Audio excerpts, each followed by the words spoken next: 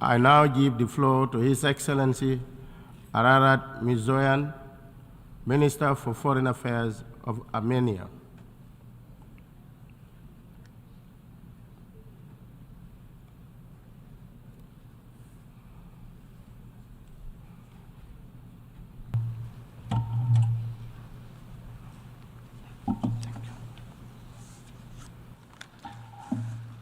Honorable Mr. President, Excellencies, ladies and gentlemen, first of all, let me congratulate Mr. Denis Francis on assuming the presidency of the 78th session of the United Nations General Assembly. I will not be the first and definitely not the last speaker in this august body who will identify global threats for democracies, challenges for security, violations of the principles and purposes of the UN Charter, including non-use of force and peaceful resolution of conflicts as a main source of instability and tension in the world. The devastating developments of the past years, which disrupted the security architecture in the world and especially in Europe, have significantly damaged multilateralism.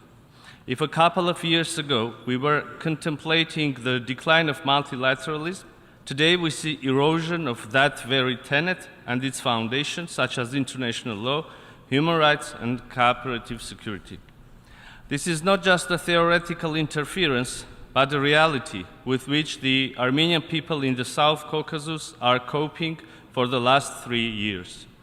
The repetitive aggression of Azerbaijan against the sovereign territory of the Republic of Armenia and military attacks against the people of Nagorno-Karabakh significantly disrupts peace and stability in our region, massively violates human rights and humanitarian law, representing existential threat for Armenians. My government, having a sincere belief and aspiration to establish peace and stability in our region, has made significant and duly recorded efforts to this end. Alas, we do not have a partner for peace, but a country who openly declares that might has right and constantly uses force to disrupt the peace process. Literally a year ago, from this very stage, the Prime Minister of Armenia presented the fact of aggression and occupation of the Republic of Armenia's sovereign territories by neighboring Azerbaijan. Since then, the situation has deteriorated even more, and today I have to present yet another very recent act of large-scale offensive, this time against the indigenous people of Nagorno-Karabakh, in blatant violation of the international law and trilateral statement of November 9, 2020. It happened this week, and the timing was not accidental. It shows open disregard and defiance of Azerbaijan against the international community who gathered here in New York. The message is clear. You all can talk about peace, and we can go to war, and you will not be able to change anything. The 120,000 people whose sole aspiration is to live and create in peace and dignity in their ancestral homeland, and who have already been suffering under the 9-month blockade and siege by Azerbaijan, were subjected to military attack by tens of thousands of troops. In the course of this inhumane attack, the whole territory of Nagorno-Karabakh, Stepanakert, and other towns and settlements came under intense and indiscriminate shelling with heavy weaponry, such as rockets, artillery, combat UAVs, aviation, including prohibited cluster munition. This atrocious large-scale offensive, which claimed hundreds of lives, including of women and children, was cynically defined as a local counter-terrorist operation. According to the recent information, there are confirmed cases of more than 200 killed and 400 wounded, including among civilian population, women and children, also accepted by the Azerbaijani Ministry of Foreign Affairs. The fate of hundreds of people is uncertain. As I speak today, 30% of the population of Nagorno-Karabakh is displaced. The entire population of Nagorno-Karabakh remains without any means of subsistence, as just limited humanitarian assistance has been able to enter into Nagorno-Karabakh. There is no food, no medicine, no shelter, no place to go. separated from their families, terrorized and scared for their lives. Ladies and gentlemen, the policy and actions of Azerbaijan for the last 9 months evidently demonstrate the pre-planned and well-orchestrated nature of this mass atrocity. On December 12, 2022, Azerbaijan blocked the Lachin corridor, the only road, the lifeline connecting Nagorno-Karabakh to Armenia and the outer world, in blatant violation of its obligations under the international humanitarian law and the trilateral statement of November 9, 2020. The blockade was further consolidated by the installation of an illegal checkpoint since April 23, as well as with the complete cessation of any movement, even for humanitarian aid, through the corridor since June 15. The 9-month-long blockade of Nagorno-Karabakh caused a severe shortage of food, medical supplies, fuel, and other essential goods, almost depleting the resources necessary for the survival of the population. The blockade was accompanied by deliberate disruption of electricity and natural gas supplies, further exacerbating the situation into a full-fledged humanitarian crisis. I would like to emphasize that on 22nd of February 2023, the International Court of Justice indicated a provisional measure according to which, and I quote, Azerbaijan shall take all measures to ensure unimpeded movement of persons, vehicles and cargo along the Lachin corridor in both directions, end of quote. This order was later reconfirmed by the court's order of 6th of July. A number of partner states, international organizations, including UN Special Rapporteurs, the International Committee of the Red Cross, Human Rights Watch, Freedom House, Amnesty International, Transparency International, had been continuously voicing an alarm about the deteriorating situation on the ground. Moreover, on August 16, during the emergency meeting of the United Nations Security Council, convened by the request of Armenia, the majority of UN Security Council member states expressed clear position regarding the need to unblock the Lachin corridor and halt the suffering of the people of Nagorno-Karabakh and ensure their fundamental human rights. Whereas in response to these clear-cut calls, Azerbaijan has worsened its inhumane actions by launching this military attack against the people of Nagorno-Karabakh. On September 21, 2 days ago, September 21, 2023, the United Nations Security Council gathered once again to discuss the devastating situation in Nagorno-Karabakh. The majority of the Security Council members expressed their position regarding the imperative of cessation of hostilities by Azerbaijan, opening of the Lachin corridor, ensuring international humanitarian access, and addressing the rights and security of the people of Nagorno-Karabakh. Ladies and gentlemen, the chronology of truly devastating developments in our region come to prove that the issues cannot be addressed merely with statements and generic calls. Armenia has repeatedly warned the international community about the need for concrete and practical actions, including the dispatching of a UN interagency needs assessment and fact-finding mission to Nagorno-Karabakh. But the international community, the United Nations, failed to come to the rescue of people for the last 9 months, 285 days. The use of starvation as a method of warfare, depriving people of their means of subsistence, obstruction and denial of humanitarian access of UN agencies, hindering the ICRC humanitarian activities, constitute early warning signs of an atrocity crime. A number of international human rights organizations, lawyers, genocide scholars, reputable independent experts, including the former ICC prosecutor and the former special advisor of the UN Secretary General on the prevention of genocide, have already characterized the situation on the ground in Nagorno-Karabakh as a risk of genocide. Just yesterday, the special advisor of the UN Secretary General on the prevention of genocide, Alice Nderito, stressed, and I quote, "Military action can only contribute to escalate what is already a tense situation and to put the civilian population in the area at risk of violence, including risk of genocide and related atrocity crimes." All efforts need to be made to prevent violence and sustain peace." End of quote.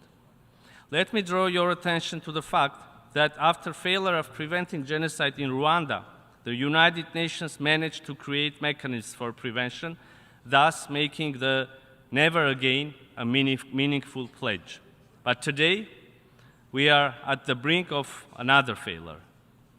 The people of Nagorno-Karabakh, trapped in this inhumane blockade and hostilities inflicted by Azerbaijan, and under the threat of their very existence, still hope that prevention will not remain a feature of language, but will become a line of actions. The claims that the United Nations is not present on the ground, so has no capacity to verify the situation, cannot be an excuse for inaction. The United Nations is a universal body which should stand with the victims of mass atrocity crimes all over the world, regardless of the status of territory, instead of delivering dismissive statements. We are hopeful that the international community, namely the United Nations, will demonstrate a strong political will to condemn the resumption of hostilities and targeting of civilian settlements and infrastructure, and demand full compliance with obligations under the international humanitarian law, including those related to the protection of civilians, in particular women and children, and critical civilian infrastructure. The international community should undertake all the efforts for an immediate deployment of an interagency mission by the United Nations to Nagorno-Karabakh with the aim to monitor and access the human rights, humanitarian and security situation on the ground. The unimpeded access of the UN agencies and other international organizations to Nagorno-Karabakh, in line with the humanitarian principles, are an imperative. In this regard, we also stress the need to ensure full cooperation of the parties in good faith with the International Committee of Red Cross to address the consequences of the military attack, including the removal and identification of the bodies, search and rescue of missing personnel and civilians, release of prisoners of war, safe and unimpeded delivery of humanitarian assistance in strict compliance with the international humanitarian law. Azerbaijan must finally adhere to its legally binding obligations and ensure freedom of movement of persons, vehicles and cargo along the Lachin corridor in line with the ICJ orders. We firmly believe that relevant mechanisms must be introduced to ensure the return of persons displaced in the course of the recent military attack, as well as persons and refugees displaced as a result of 2020's war to their homes in the territory of Nagorno-Karabakh and adjacent regions under the monitoring and control of the UN relevant agencies, as it was foreseen in the trilateral statement of November 9, 2020. A sustainable and viable international mechanism for preventing the ethnic cleansing of the indigenous population of Nagorno-Karabakh and for ensuring dialogue between representatives of Nagorno-Karabakh and official Baku to address the issues related to rights and security of the Armenians of Nagorno-Karabakh is an imperative. Furthermore, excluding punitive actions against the Nagorno-Karabakh political and military representatives and personnel should be guaranteed. We also believe that the international community must demand the exit of any Azerbaijani military and law enforcement bodies from all civilian settlements in Nagorno-Karabakh to exclude panic, provocations and escalation, endangering civilian population, and create a possibility for a United Nations mandated peacekeeping force to keep stability and security in Nagorno-Karabakh. Ladies and gentlemen, the ethnic cleansing policy against Nagorno-Karabakh is just a part of a bigger picture.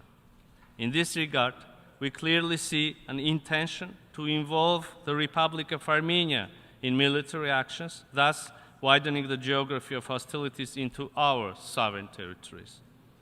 The unwillingness of Azerbaijan to genuinely and constructively engage in the peace process with Armenia, including to recognize the territorial integrity of the Republic of Armenia, withdraw its armed forces from the occupied territories of Armenia, delimitate the Armenian-Azerbaijani interstate borders based on the latest available maps from 1975 corresponding with Almaty 1991 declaration, create a demilitarized zone along the interstate border, clearly illustrates the mentioned intentions.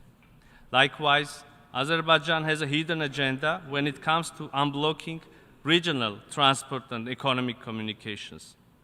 As a landlocked country, Armenia is vitally interested in implementation of the agreement on the unblocking of all the regional communications on the basis of sovereignty, national jurisdiction, equality, and reciprocity.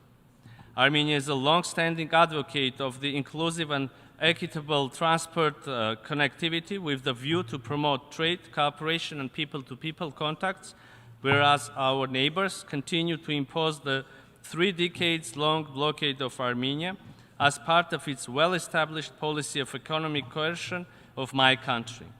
The so-called corridor logic promoted by Baku and their hidden and open sponsors is aimed at undermining the sovereignty and territorial integrity of Armenia and justifying its territorial claims. The narrative generated by them, along with the use of force by Azerbaijan, both against the Republic of Armenia and the people of Nagorno-Karabakh, shows that forcefully imposing on Armenia an extraterritorial corridor, a corridor that will pass through the territory of Armenia but will not be out of our control, can be the next target. This is unacceptable for us and should be unacceptable for the international community. Mr. President, despite all the challenges, Armenia continues to engage in the negotiations to achieve normalization of relations and establishment of lasting peace in the region, and supports the efforts of the international partners to this end. Respect for territorial integrity and sovereignty within the internationally recognized borders, addressing the underlying causes of the conflict, namely the rights and security of the people of Nagorno-Karabakh, are the foundation of a lasting peace. In the end, let me state that the people of Armenia will firmly stand for our sovereignty, independence, and democracy, and will overcome the hybrid war unleashed against us. And I thank you. I thank the Minister for Foreign Affairs of Armenia.